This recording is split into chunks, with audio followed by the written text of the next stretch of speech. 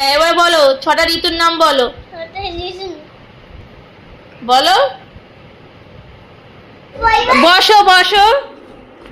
Name of 6 session বলো। Summer.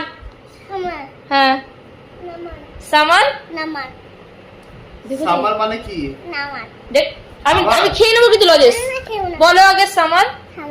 হ্যাঁ এদিকে আমার দিকে তাকিয়ে, আমার দিকে তাকিয়ে লাইট অফ করে দিচ্ছে, আমার দিকে তাকিয়ে বলো।